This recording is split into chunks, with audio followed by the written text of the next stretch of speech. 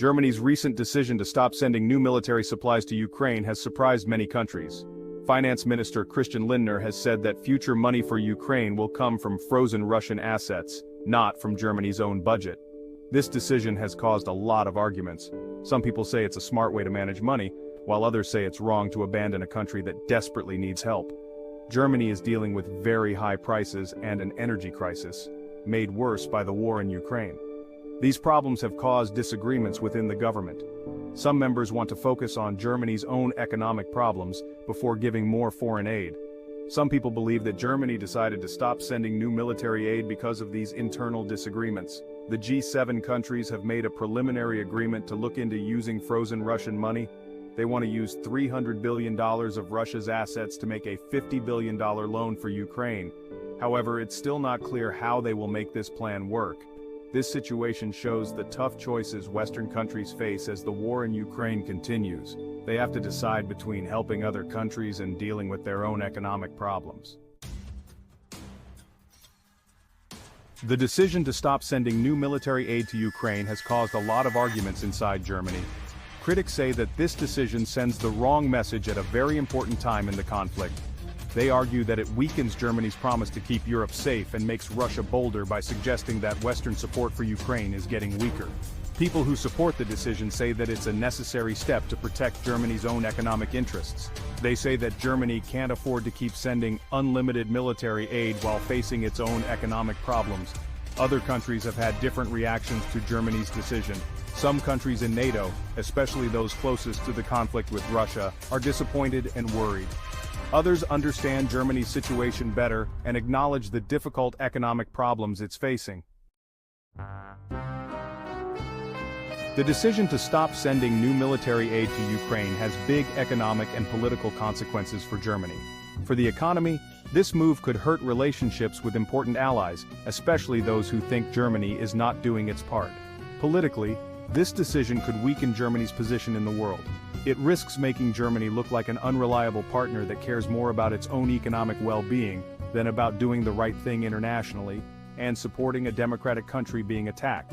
Despite these risks, the German government says that the decision to stop sending new military aid is necessary. They argue that it is crucial to take care of the needs of their own people, especially during a time of economic uncertainty.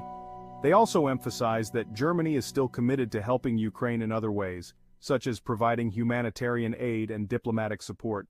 The long-term consequences of Germany's decision are still unknown and depend on what happens in the war in Ukraine and how Germany's international partners react. Germany's decision to stop sending new military aid to Ukraine shows the difficult balancing act many Western countries face between helping Ukraine and dealing with important problems at home. The war in Ukraine has made existing economic problems worse in many countries, including Germany, leading to rising prices, energy insecurity, and a cost of living crisis. These challenges have fueled disagreements within Germany, with some citizens questioning why foreign aid is prioritized over domestic needs. Governments are under pressure to address these concerns while also upholding their commitments to international security and supporting a democratic nation under attack. The debate over Ukraine aid versus domestic priorities is not limited to Germany. Finding the right balance will require governments to communicate clearly with their citizens about what is at stake, both in terms of international security and domestic well-being. In a separate but equally important development, Germany has seen a wave of protests by climate activists targeting several of its airports. These protests, organized by the group Last Generation, have caused major disruptions to air travel, leading to flight delays and cancellations. The activists, driven by a sense of urgency about the climate crisis, are demanding immediate and decisive action from the German government to address climate change. The protests have taken various forms, including activists gluing themselves to runways, blocking airport entrances, and spraying paint on airport buildings. The Last Generation's main demand is a quick and complete phase-out of fossil fuels in Germany. They argue that continuing to rely on oil, gas, and coal is not compatible with preventing catastrophic climate change.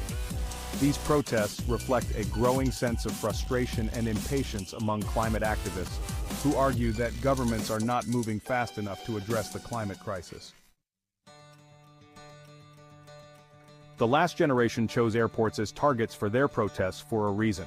They want to highlight how much the aviation industry contributes to greenhouse gas emissions and its role in driving climate change. By disrupting air travel, a symbol of globalization and high-carbon lifestyles, they want to expose the disconnect between society's current path and the urgent need for a sustainable future. The activist demands go beyond the aviation industry. They are calling for broader systemic change. Their message resonates with a growing number of people in Germany, especially young people, who are increasingly worried about the climate crisis and its impact on their future. The last generation's protests, while disruptive, have successfully brought a sense of urgency to the climate debate in Germany. The German government has condemned the airport protests, calling them dangerous, illegal, and counterproductive. Interior Minister Nancy Faeser has criticized the activists' tactics, arguing that they put public safety at risk and undermine legitimate forms of protest. The government has promised to be stricter about future airport disruptions, promising stronger security measures and harsher punishments for those involved. Despite the government's disapproval, the protests have sparked a wider debate in Germany about how far protests can go in a democratic society. Some argue that the activists' tactics, while disruptive, are justified because of how urgent the climate crisis is, and because the government is seen as not doing enough. Others argue that disrupting essential services like air travel is unacceptable and will not help. They say that such actions alienate potential allies and make the public less supportive of climate action. The debate over the airport protests reflects a broader tension within the climate movement itself, between those who support radical action and those who favor more gradual approaches. The outcome of this debate will have a big impact on the future of climate activism in Germany and beyond. If the government successfully stops the protests using legal and security measures, it could encourage other governments facing similar challenges to do the same. This could discourage climate activism, making it harder for activists to be heard and hold those in power accountable. On the other hand, if the protests continue and gain support, they could pressure the German government to take more ambitious action on climate change.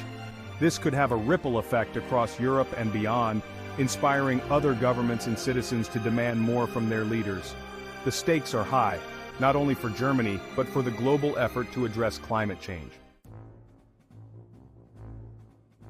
Germany is at a crossroads, facing many challenges that test its determination and its commitment to both its international obligations and its domestic priorities. The decision to stop sending new military aid to Ukraine, while based on economic reasons, has strained relationships with some allies and raised questions about whether Germany is a reliable partner. At the same time, the wave of climate protests has revealed deep divisions within German society about how urgent the climate crisis is and whether disruptive protest tactics are acceptable. Navigating these difficult situations will require skillful leadership, clear communication, and a willingness to make tough choices. Germany must find a way to balance its commitment to supporting Ukraine with the need to address pressing domestic concerns, including economic challenges and the worries of its citizens. It must also find a way to address the concerns of climate activists while upholding the law and keeping the public safe. The path forward is full of uncertainty, but one thing is clear: Germany cannot afford to stay put. The challenges facing Germany are not unique.